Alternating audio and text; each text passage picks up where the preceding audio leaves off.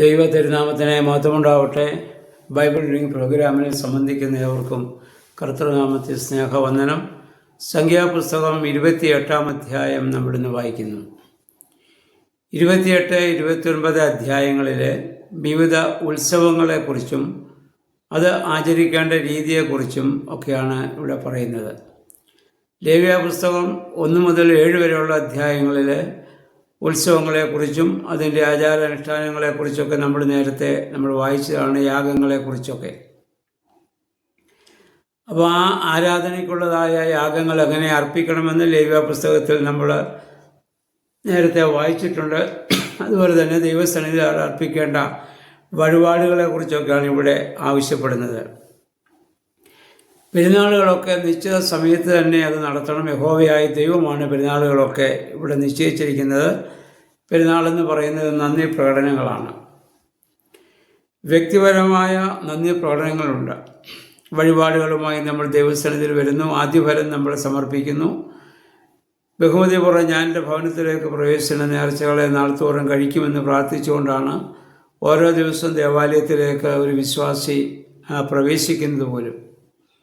എന്നാൽ പെരുന്നാളെന്ന് പറയുന്ന ഒരു വ്യക്തിയേക്കാൾ ഉപരിയായി ഒരു ദേശം മുഴുവനും ഒരു സമൂഹം മുഴുവനും ഒന്നായി ദൈവത്തിന് നന്ദി രേഖപ്പെടുത്തലാണ്.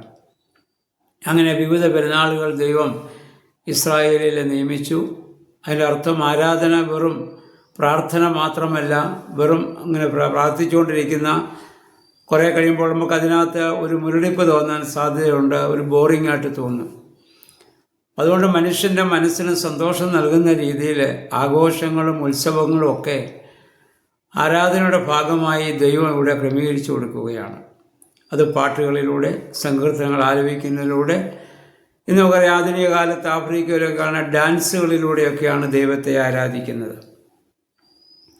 നമ്മുടെ സഭയിൽ നേരത്തെ തന്നെ മാർഗംകളി പാട്ടുകൾ, പെരിശുമുട്ടുകളിയും മാർഗംകളി പാട്ടുകളൊക്കെ ആരാധനയുടെ ഭാഗമാണ്. ബൈബിളിലെ കഥകളാണ് നമ്മൾ പാടിക്കൊണ്ടിരുന്നത്.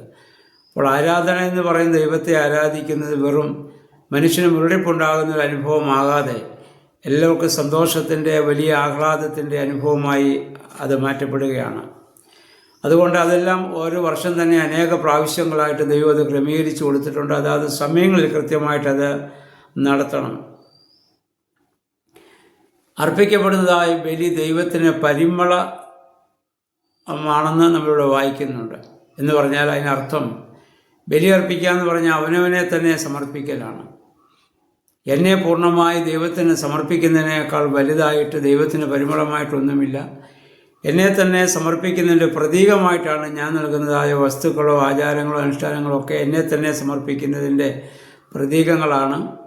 ഓരോ വിശ്വാസിയും ദൈവത്തിന് തന്നെ പൂർണ്ണമായി സമർപ്പിക്കുമ്പോൾ ദൈവത്തിനത് പരിമള ധൂപത്തിന് അത് തുല്യമായിട്ട് അത് മാറുന്നു എന്നുള്ളതാണ്.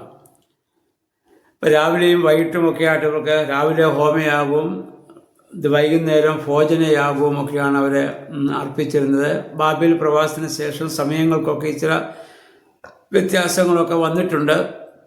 എങ്കിൽ പോലും വലിയ മാറ്റമില്ലാതെ അവരതൊക്കെ അത് തുടരുകയാണ്. പിന്നെ 11 മുതൽ വാക്യങ്ങൾ മാസത്തിൻ്റെ ആരംഭത്തിന് ഇത് നടത്തേണ്ടതായ യാഗങ്ങളെക്കുറിച്ച് പറയുന്നുണ്ട്. അതുപോലെ തന്നെ ഈ അമാവാസിയുമായിട്ട് ബന്ധപ്പെട്ട് അത് അന്നത്തെ ജാതികളുടെയിലൊക്കെ അപ്രകാരം ധാരാളം കാര്യങ്ങളുണ്ടായിരുന്നു. അപ്പോൾ അതും ഇസ്രായേലിനെ യഹോവയുമായുള്ള ബന്ധത്തിൽ അതൊക്കെ ആചരിക്കാനുള്ള ഒരു ക്രമീകരണം ചെയ്തു കൊടുക്കുന്നു. 16 മുതൽ 17 വരെയുള്ള വാക്യങ്ങളിൽ നമ്മൾ വായിക്കുന്ന പെസഹ പെരുന്നാളിനെ കുറിച്ചാണ്. 1-ാം മാസം 14-ാം തീയതി പെസഹ ആയിരിക്കണം. ഇതിനെപ്പറ്റി നേരത്തെ നമ്മൾ ചിന്തിച്ചിട്ടുള്ളതാണ്. പെസഹ പെരുന്നാളിൻ്റെ പ്രത്യേകത അത് ഭവനങ്ങളിലാണ് വാസ്തവത്തിൽ പെരുന്നാളുകൾ നടക്കുന്നത്. പിന്നെ ബലിയർപ്പണവുമായിട്ട് ബന്ധപ്പെട്ട് മാത്രമേ അവർ ദേവാലയത്തിൽ പോകേണ്ട ആവശ്യമുള്ളൂ. ബാക്കി പെസഹ എല്ലാ ഭവനങ്ങളിലും അത് ആചരിക്കേണ്ടതാണ്. അത് ഇസ്രായേലിൻ്റെ മിസ്രൈമിൽ നിന്നുള്ള വിടുതലിനെ അത് സൂചിപ്പിക്കുന്നതാണല്ലോ. അത് കൃത്യമായി എല്ലാ മാസവും വളരെ നിർബന്ധമായി അവർ ആചരിക്കേണ്ട പെരുന്നാളാണത്. എല്ലാ മാസവും 1-ാം മാസം 10-ാം തീയതി എല്ലാ ഭവനത്തിലും ആടുകളെ വേർതിരിച്ച് നിർത്തണം. 14-ാം തീയതി സന്ധ്യാസമയത്ത് അതിനെ അറുക്കണം. അതിനുശേഷമുള്ള 7 ദിവസം പുളിപ്പില്ലാത്ത അപ്പത്തിൻ്റെ പെരുന്നാളാണ്. അങ്ങനെ ഏകദേശം ഒരാഴ്ച നീണ്ടു നിൽക്കുന്ന വലിയ പെരുന്നാളാണ് പെസഹ പെരുന്നാൾ. അന്ന് പുളിപ്പ് അവിടെ കാണാൻ പാടില്ല. പുളിപ്പില്ലാത്ത അപ്പത്തിൻ്റെ പെരുന്നാളാണ്. അവർ അവിടെ നിന്ന് പുറപ്പെടുമ്പോൾ മാവ് മുറിക്കുന്നതിന് മുൻപ് അപ്പം ഉണ്ടാക്കി കഴിച്ചു പോരേണ്ട സാഹചര്യം ഉണ്ടായില്ല. അതുകൊണ്ടാണല്ലോ അതിനെ പുളിപ്പില്ലാത്ത അപ്പത്തിൻ്റെ പെരുന്നാൾ എന്ന് പറയാൻ കാരണമായിട്ട് തീർന്നത്. പിന്നീട് ആദ്യഫല 26-ാം വാക്യത്തിൽ വരുമ്പോൾ ആദ്യഫല ദിവസം അഥവാ കൊയ്ത്ത് പെരുന്നാൾ.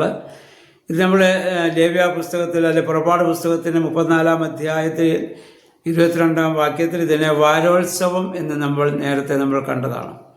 അപ്പോൾ അതാണ് ഈ ആദ്യഫല ദിവസം അല്ലെങ്കിൽ ആ പെരുന്നാൾ. അത് ഒരു വാരോത്സവമായി അവരെ ആചരിച്ചു വന്നു. പിന്നീട് ഇതുമായി ബന്ധപ്പെട്ട പെന്തിക്കോസ്തി പെരുന്നാൾ ഉണ്ടാകുന്നു. അപ്പം അതോട് ചേർന്ന് സീനായി ഉടമ്പടിയെ കൂടി അവർ സ്മരിച്ച് വിളവെടുപ്പിൻ്റെ പെരുന്നാളായി അവർ നടത്തി വന്നിരുന്ന വലിയ പെരുന്നാളാണല്ലോ അവർക്ക് പെന്തിക്കോസ്തി പെരുന്നാൾ എന്ന് പറയുന്നത്.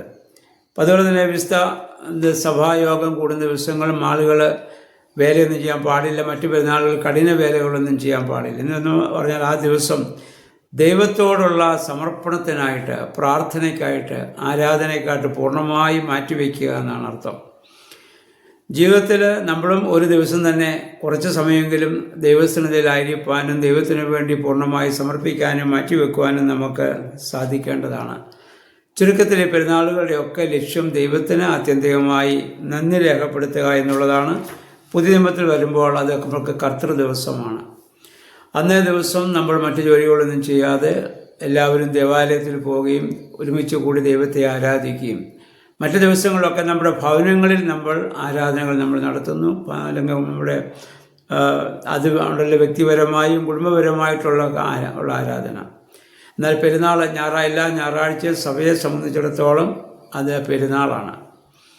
ആ പെരുന്നാൾ ദിവസം എല്ലാവരും കൂടി സഭയിൽ ഒന്നിച്ചുകൂടി സമൂഹമായി ദൈവത്തെ ആരാധിക്കുന്നു. സമൂഹമായി ദൈവത്തിന് നമ്മൾ സമർപ്പിക്കലാണ്. ആ ഒരു വലിയ അനുഭവം ദൈവം അതിനുള്ള എല്ലാ ക്രമീകരണങ്ങളും മനുഷ്യ ജീവിതത്തിൽ അവർക്ക് സന്തോഷവും സമാധാനവും ഒക്കെ ലഭിക്കത്തക്കവണ്ണം, ആഘോഷങ്ങളൊക്കെ ഉണ്ടാകത്തക്കവണ്ണം ആരാധനയെ ക്രമീകരിക്കുന്നതാണ് ഈ അധ്യായത്തിൽ നമ്മൾ കാണുന്നത്. പുതിയ നിയമത്തിലും അതൊക്കെ തന്നെയാണ്. പക്ഷേ അതിൻ്റെ അന്തസ്സത്തെ വിട്ട് നമ്മൾ ആചാരാനുഷ്ഠാനങ്ങൾ മാത്രമാകുമ്പോൾ നമ്മുടെ ആരാധനയ്ക്ക് പ്രസക്തിയില്ലാതെ പോകും. അതൊക്കെ ദൈവികമായ മനുഷ്യനെ സ്നേഹിക്കുക, ദൈവത്തെ സ്നേഹിക്കുക എന്നുള്ളതാണ് എല്ലാ ആഘോഷങ്ങളുടെയും ആത്യന്തികമായ ലക്ഷ്യം. ആ രീതിയിൽ അതിനെയൊക്കെ കാണുവാനും സഭയുടെ എല്ലാ ആചാരാനുഷ്ഠാനങ്ങളിലെയും ആ രീതിയിൽ ഉൾക്കൊള്ളുവാനും നമുക്കിടയാകട്ടെ. ദൈവം അതിന് നമ്മെ സഹായിക്കട്ടെ. എല്ലാവർക്കും നല്ലൊരു ശുഭദിനം ആശംസിക്കുന്നു.